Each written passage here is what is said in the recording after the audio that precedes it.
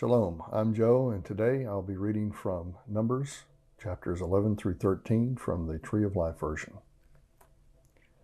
Chapter 11. The people were murmuring in the ears of Adonai about hardship, and when Adonai heard, his anger burned. The fire of Adonai blazed among them, ravaging the outskirts of the camp. The people cried out to Moses, so Moses prayed to Adonai, and the fire died out. The name of that place was thus called Taberah, because fire from Adonai had burned among them. The grumblers among them began to have cravings. So Bnei Israel began to wail repeatedly, saying, "If we could just eat some meat. We remember the fish that we used to eat in Egypt for free, the cucumbers, the melons, the leeks, the onions, and the garlic. But now we have no appetite. We never see anything but this manna." Now the manna was similar to coriander seed and had an appearance like gum resin. The people went about, gathered it up, and ground it in a hand mill or crushed it in a mortar. They cooked it in a pot or made it into cakes. It had a taste like something made with olive oil. And when the dew descended on the camp at night, the manna descended with it. Moses heard the people wailing by their families, each man at the door to his tent. Adonai's anger became very hot, and Moses was troubled. So Moses asked Adonai, "Why have you brought trouble on your servant? Haven't I found favor in your eyes, that you laid the burden of all these people on me? Did I conceive all these people, or did I give birth to them, that you should say to me, 'Carry them in your bosom, just as a nurse carries an infant, to the land you promised to their fathers?' Where can I get meat for all these people? For they wail to me, saying, 'Give us meat to eat.' I am not able to carry all these people by myself. The load is too heavy for me.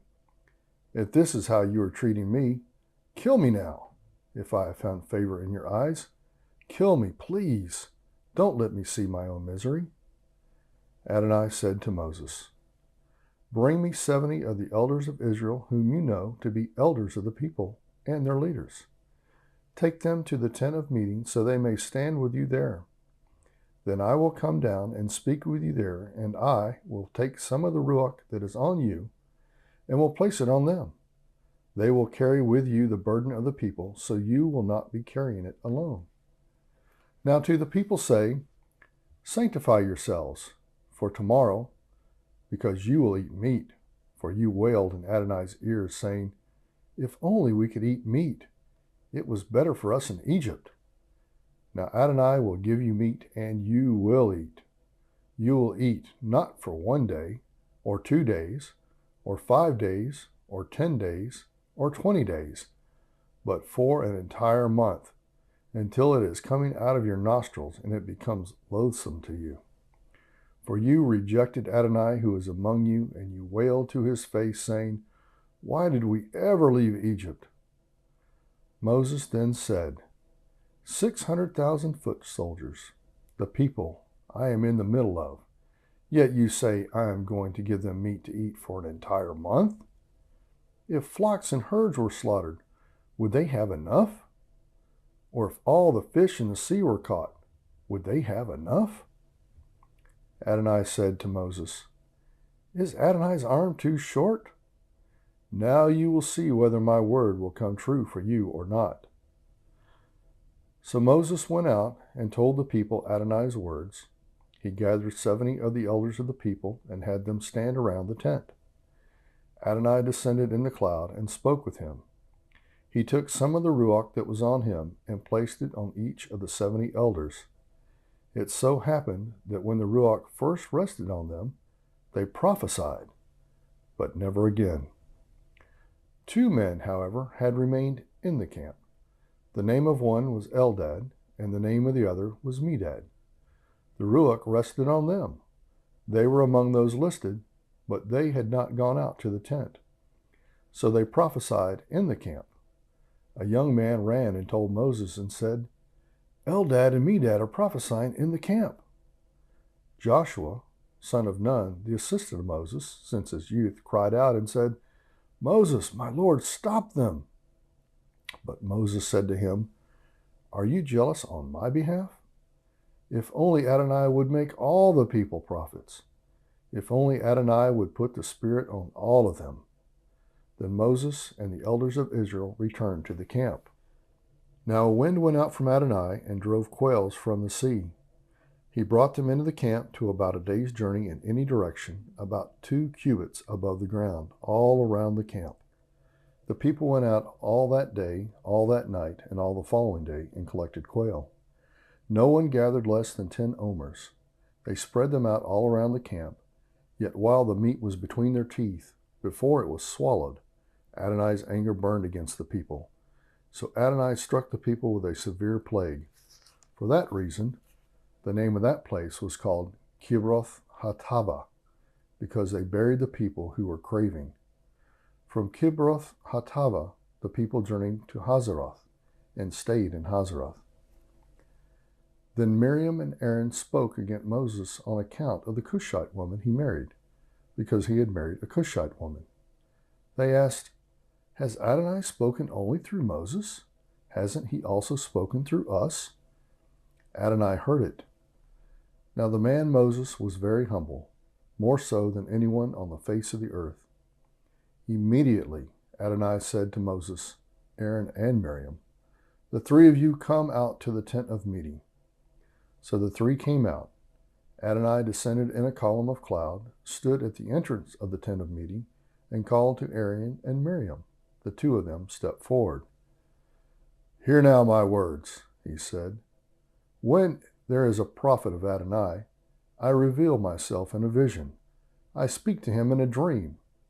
Not so with my servant Moses. In all my house he is faithful. I speak with him face to face, plainly and not in riddles. He even looks at the form of Adonai.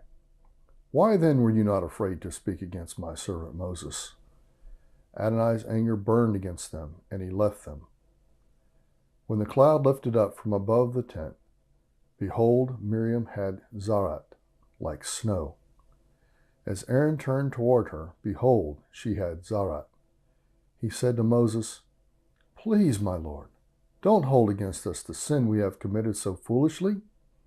Don't let her be like a stillborn baby who comes from his mother's womb with his flesh half eaten away." So Moses cried to Adonai, saying, "O God, heal her now." Adonai said to Moses, "If her father had but spit in her face, would she not be in shame for 7 days? Let her be confined outside the camp for 7 days. After that, she may be brought back." So Miriam was restricted to outside the camp for 7 days. The people did not move on until Miriam was brought back. Afterward, the people left Hazeroth and encamped in the wilderness of Paran. Adonai spoke to Moses, saying, "Send some men on your behalf to investigate the land of Canaan, which I am giving to Bnei Yisrael. Each man you are to send will be a prince of the tribe of his fathers, a man from each tribe." So according to the word of Adonai, Moses sent them from the wilderness of Paran. All the men were princes of Bnei Yisrael.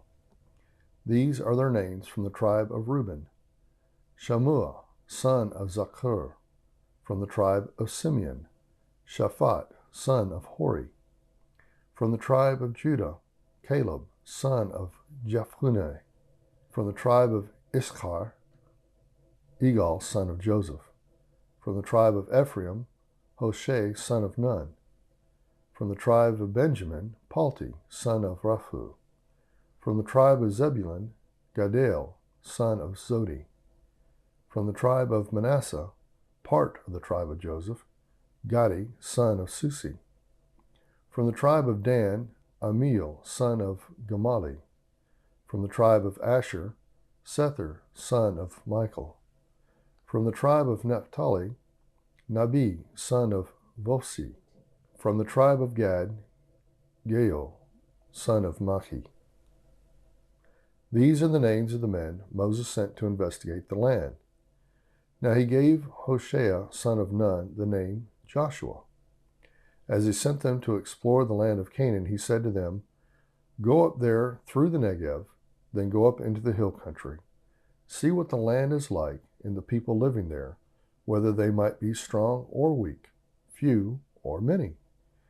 In what kind of land are they living? Is it good or bad?